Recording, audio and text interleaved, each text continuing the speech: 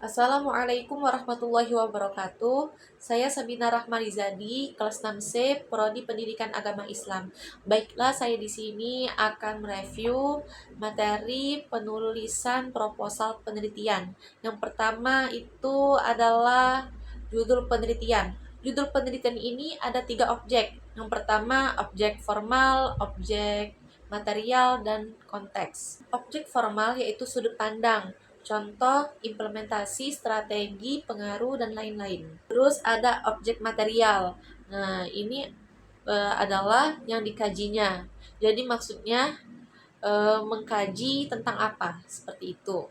Dan ada konteks. Konteks ini tempat di mana penelitian itu dilakukan.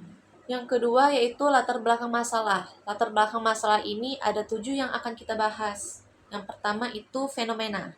Fenomena adalah kejadian apa yang dibahas. Misalnya kejadian yang baru, kejadian yang hangat yang akan diteliti. Yang kedua, gap fenomena. Gap fenomena ini adalah kesenjangan kejadian tersebut.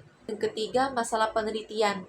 Nah, masalah penelitian itu intinya lebih fokus ke masalah apa yang dikaji. Yang keempat, gap riset, berisi tentang kesenjangan penelitian dari sebelumnya. Yang kelima, kebaruan atau novelty. Nah, jadi kebaruan apa yang kita tawarkan dan metode apa yang kita tawarkan. 6, urgensi penelitian. Nah, jadi pentingnya penelitian itu dilakukan, kenapa, dan manfaatnya itu apa, seperti itu. 7, fokus penelitian. Jadi fokus judul yang akan kita bahas atau kita angkat di penelitian yang akan kita kaji. Selanjutnya yang ketiga, identifikasi masalah. Identifikasi masalah ini berisi tentang masalah-masalah yang kita temukan, baik itu berdasarkan latar belakang atau masalah penelitian di lapangan. Yang keempat, batasan masalah. Batasan masalah ini bertujuan membatasi pembahasan agar tidak meluas. Yang kelima, rumusan masalah. Rumusan masalah ini berisi pertanyaan yang akan dibahas di penelitian. Yang keenam, tujuan penelitian. Tujuan penelitian adalah keinginan-keinginan peneliti atas hasil penelitian. Misalnya contoh, mengetahui kemampuan menghafal Al-Quran siswa di Madrasah Aliyah Al-Ittifaqiyah. Yang ketujuh, manfaat penelitian. Manfaat penelitian adalah berupa manfaat yang akan diterima baik bagi peneliti, bagi pihak sekolah maupun pihak murid itu sendiri. Yang kedelapan, hipotesis. Hipotesis ini khusus untuk penelitian kuantitatif. Nah, hipotesis ini adalah dugaan sementara peneliti terhadap penelitian yang dikaji. Misalnya, terdapat pengaruh dalam motivasi belajar dari media sosial tersebut. Yang kesembilan, kerangka teori. Kerangka teori adalah teori-teori yang mendukung penelitian tersebut atau menjadi dasar-dasar teori dari analisisnya. Misalnya teori tentang motivasi belajar. Yang ke-10, tinjauan pustaka. Tinjauan pustaka ini berisi penelitian-penelitian sebelumnya yang masih relevan dengan penelitian yang akan kita kaji. Misalnya yang masih berhubungan atau berbeda dengan judulnya sedikit, intinya yang masih relevan.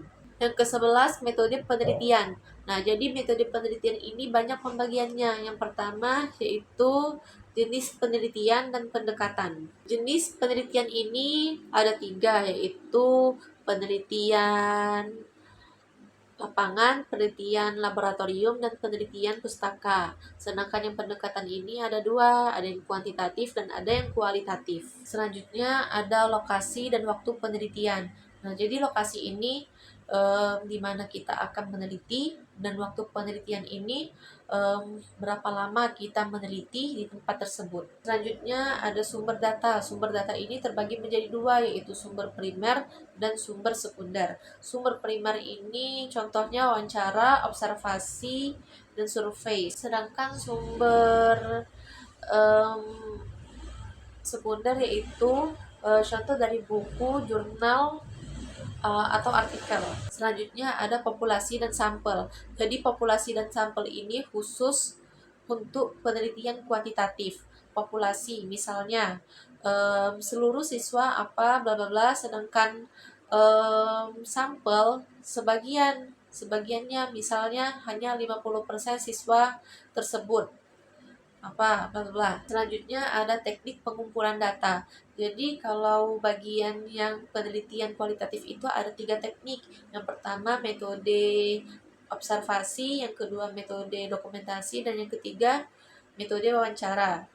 Selanjutnya metode kuantitatif itu ada angket dan tes. Sedangkan yang pustaka itu dokumentasi saja. Selanjutnya, definisi operasional variabel sampel.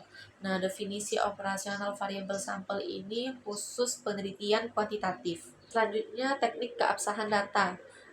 Kalau penelitian kualitatif ini ada triangulasi sumber, triangulasi teknik, dan triangulasi waktu. Kalau yang kuantitatif ada uji validitas dan uji reliabilitas instrumen, angket, atau tes. Selanjutnya, teknik analisis data. Nah, kalau yang kualitatif ini rumusnya Midas dan Huberman. Midas dan Huberman ini berisi reduksi data, penyajian data, verifikasi data. Kalau yang kuantitatif, rumus produk moment dan rumus regresi linear sederhana atau berganda. Yang ke-12, sistematika pembahasan, yaitu membahas secara naratif mengenai sistematika penulisan skripsi, baik dari bagian awal, bab 1 pendahuluan, bab 2 landasan teori dan tinjauan pustaka, bab 3 metode penelitian dan pembahasan, bab 5 penutup, dan yang terakhir daftar pustaka. Dan yang terakhir yang ke-13 yaitu daftar pustaka. Komponen utamanya berisi nama penulis, tahun terbit, judul, tempat terbit, dan penerbitan. Sedangkan sumber yang digunakan yaitu dari buku, artikel jurnal, website, dan lain-lain. Cukup sudah review materi penulisan proposal penelitian saya. Wassalamualaikum warahmatullahi wabarakatuh.